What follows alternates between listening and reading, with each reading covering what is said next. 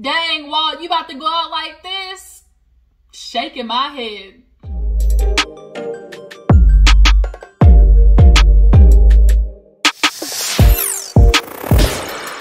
Hey you guys, what's up? Welcome back to my channel. You know we gotta get into Black Ink Crew, y'all. Oh my gosh, Walt. Why, Walt? In the famous words of Tyra Banks, we were rooting for you. We were all rooting for you. Like, damn, Walt. Like, come on, bruh. Like, come on. Like, oh, it's so heartbreaking, y'all. I'm such a huge fan of Walt, but he self-sabotages like nobody's business. From the get-go, like, he be... Let's get into it, y'all. Like, I'm heartbroken. I'm just so heartbroken over this nigga. But let's go ahead and get into this episode. So much was going on. And then I got to get into, I'm thinking I might end up, you know, doing a couple of episodes of the couples retreat. Not like it being continuous, but if something pops up that, you know, strikes, you know, a chord in me or something, I might do an episode or do a video related to maybe a theme of the episode.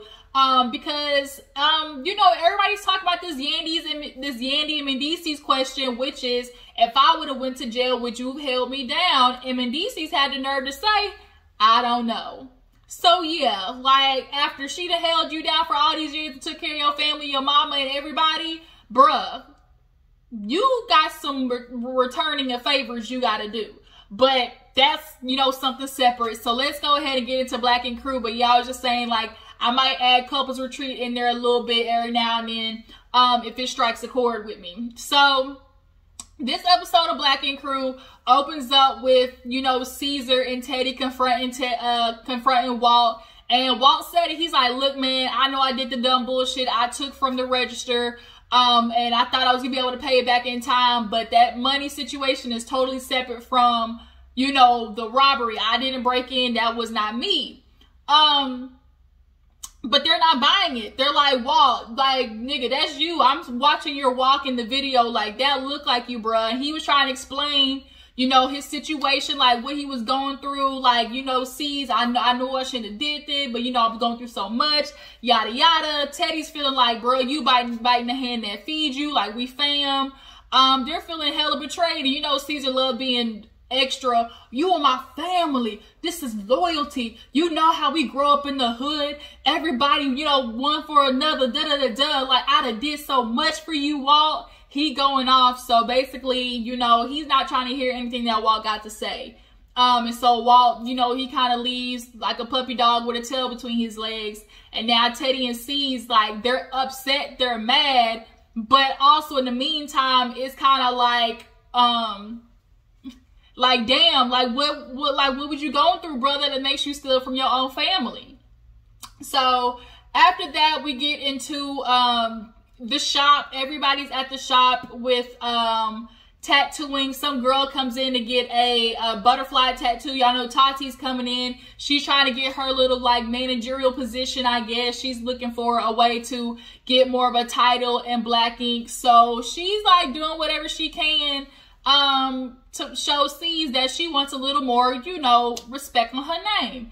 The only difference between Tati wanting more and Donna wanting more is Donna. Look, Tati actually got work that she been doing. So that little argument between why don't ever get no recognition, like Donna, that's something different. We'll get into that when that moment comes. But nonetheless, that dude, I think his name is Spider. A girl comes in for a tattoo. The tattoo is beautiful. He got a little quirky personality. He said he's from the Dominican Republic, I think, or he from somewhere foreign, and he came here, lived in the Bronx or whatever. I can't tell if he's gay or not. Were y'all getting that vibe from him, or was I the only one? I don't know. I just couldn't tell. He was one of those dudes where you just kind of like, huh. But he did the tattoo on live, and shit looked good. He know what he's talking about. I watch Ink Master, so when he was talking about, oh, the scan throws up the ink, and you know, then you don't want to push too far into the scar, like, and they showed his work. He's really got good tattoo work. So, you know, he's been with C's for like 4 or 5 years, and he actually was a shop owner, but that kind of fell through. But in the meantime, he's been working with Caesar, you know, and building, you know, his clientele. So speaking of shop, y'all remember Crystal? So Crystal and Rock, who I actually looked at a lot differently because y'all remember that season he ended up taking, it might have been Crystal. Who was it that he took to show like where he was sleeping at homeless with his brother and stuff like that? I think it might have been Crystal. Or was it Tati? It was one of those two.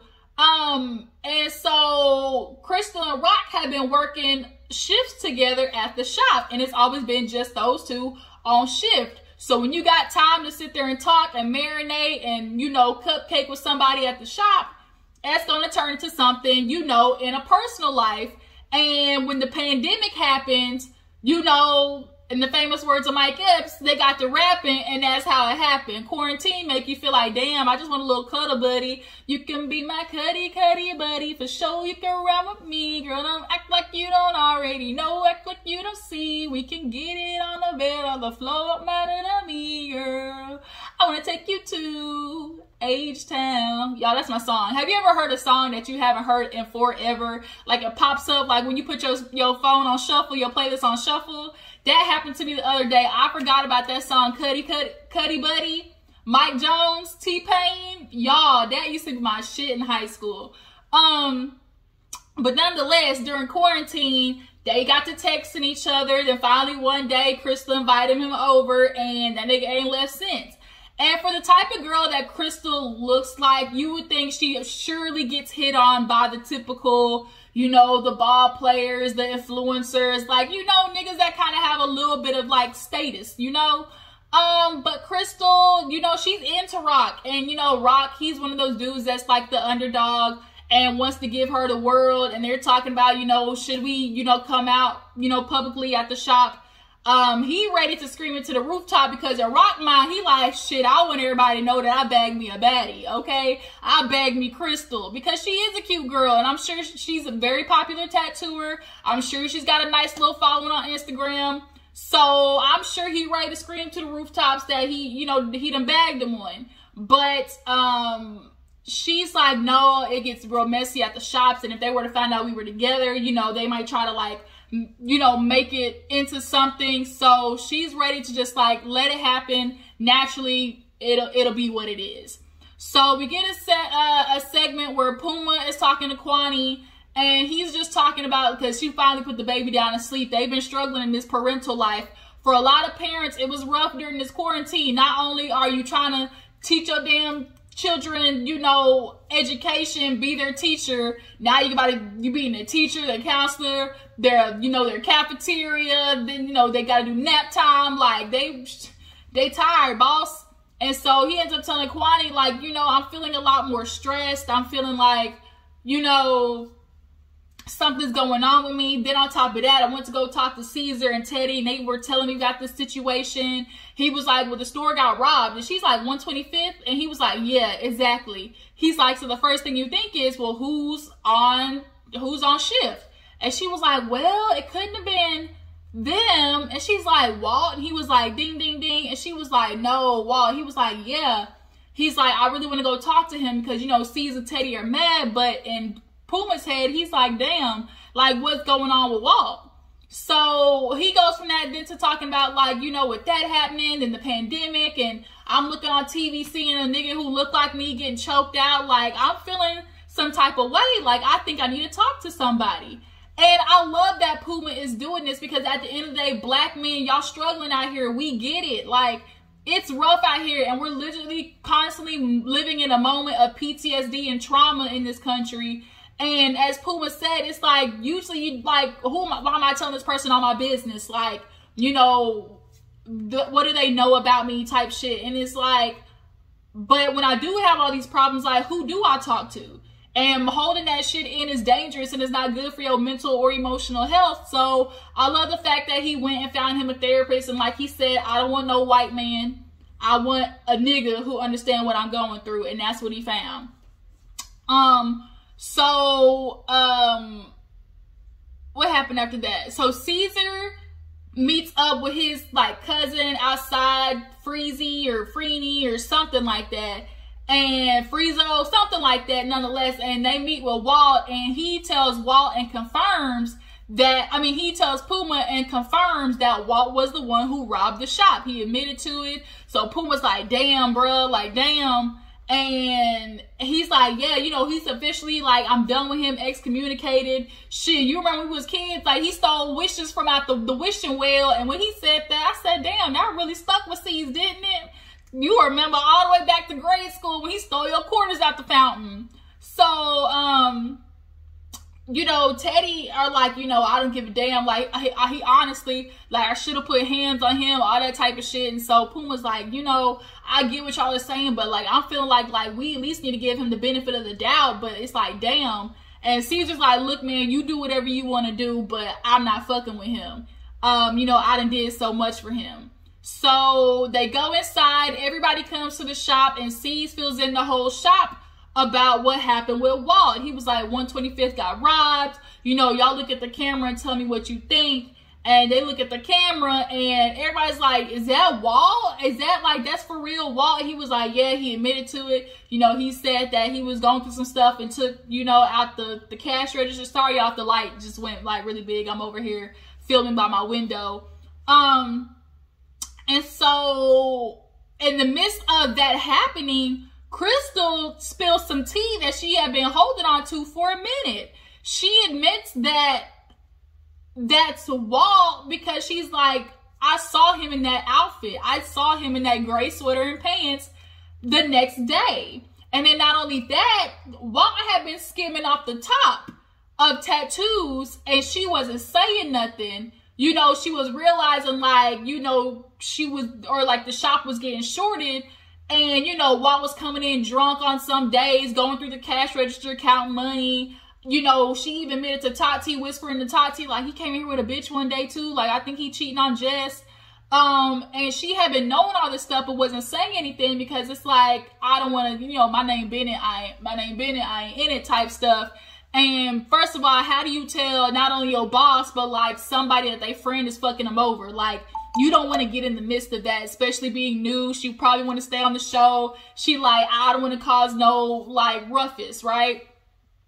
No ruckus. So now that C's knows that, he officially is like, nah, fuck him. Like, how dare he? I done did so much for him and his family. You know, helped him with his alcohol issues, like, da-da-da-da. You know, it's not looking too good for Walt right now. It just really isn't. And so Puma tells them that he's gonna talk to Walt. And everybody's looking at him like, you do whatever the fuck you want to do, bruh. But at this point, like, we done with him. Nobody's going to talk to him. Caesar's telling nobody to talk to him. Like, he done officially lost the family and whatnot. Would y'all, if y'all were Crystal, would you have told Caesar or would you have told, you know, the higher-ups what was going on? I feel like they also thought, too, because Walt was Caesar's friend, like, oh, I'm sure Caesar knows what he's doing type shit. So when they actually went to the shop, they saw that the door had been jimmied. And so they're like, well, why would he jimmy, you know, jimmy the door and stuff like that? And I think either if he did do it, it was to make it look like the shop was robbed. You know, you don't want to just, like, if you have the key, like, you don't want to just go in with the key, then people know it was you. So either that was happening or really Walt didn't do it. But at this point, everyone's like, Walt, even if you didn't do it, you still fucking stole. So it's not looking too good for him. So Puma does his little therapy session. He talks to old dude. And therapists do what, you know, they typically do, which is, you know, ask about your childhood. Because what happens to you as a child determines who you are as an adult. And so, you know, he's like, Puma admits that he's always been the happy-go-lucky, you know, the funny one out of the group, the person who always is like upbeat. And I really, you know, empathize with Puma because that's how I was growing up. I was literally voted class clown in high school, and not in a bad way, but I was just always a person who went around school making people laugh. And little did people know, like, I was dying on the inside because I'm dealing with my parents, you know, getting a divorce because my dad, you know, was out here in these streets, you know. And so as a girl, especially when you learn that about your dad, you know, I was going through shit, but like, if I couldn't be up for myself, like, I got joy out of making people laugh. Like, that made me feel better. So, you know, I get how Puma is. And so he talks about growing up, how his mom was an addict. You know, we saw when he tried to talk to her, and what a lot of parents do is they try to do the proverbial, well, you know, I'm better now. Like, I'm better now. Why are you trying to take me back there? Almost like how Mendeece's mama did on Love and Hip Hop Family Reunion. Well, why are you going back there? And it's like, just because you're good now, that doesn't make up, and just because time has passed, that doesn't make up for, like, the shit that you did to me or, like, how you made me feel. So he was always unsettled. He didn't have a permanent place. He went from being in the Bronx to going to a white neighborhood, to, you know, to obviously being talked about as the black kid in school, then to going back, like, he was never stable. So, you know, Puma just kind of talked about that, and it was really nice watching that. So I definitely hope he continues, and a lot more black men need therapy. Like, just go get the fucking help, because then we also ain't got to deal with black women or women in general being your spouses and becoming, you know, damaged, battered, mentally, emotional women, because we keep trying to fix your ass and we, you know, gotta fix ourselves. Y'all, like, be hurting women in the process of being damaged ass little boys trying to be men. So Puma goes meet with Walt, and, you know, he talks to him, and he's like, look, you know, Walt, I mean, they told me what happened.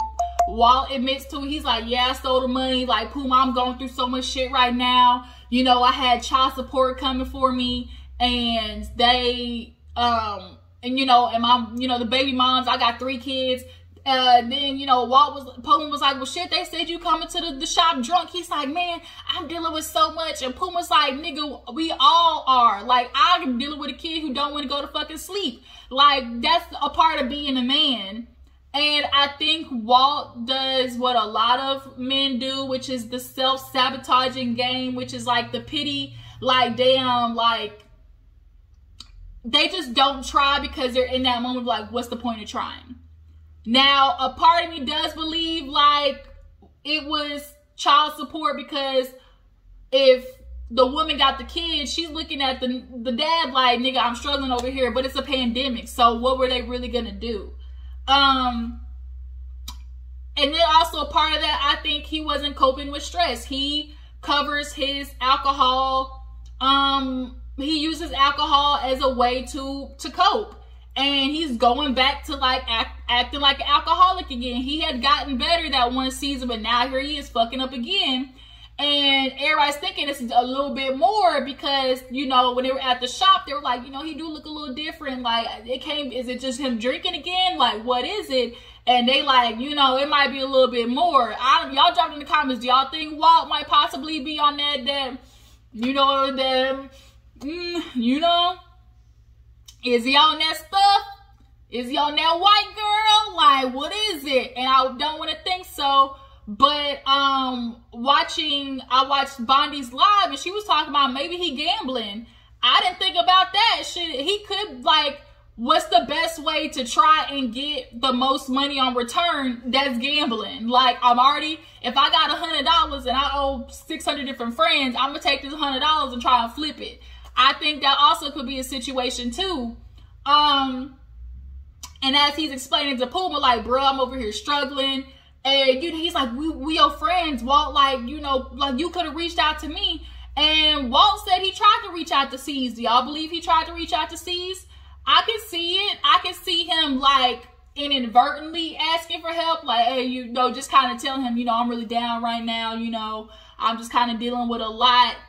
But also C's has a way of putting the blinders on. Like C's can be selfish sometimes. As much as he does help, he can have a way of choosing to be oblivious. And I think he was so focused on the lavishness of his life that, first of all, what is going on with the fact that all of y'all have been on this show for damn near 6-7 years and got no money? Like, Walt, what were you doing? Like, you have been on VH1. Did you not ask for a raise? Like, what is it? Like, where is the money going that you were making from VH1? What happened? There's no reason why Donna has more money. Like, you borrowing from Donna.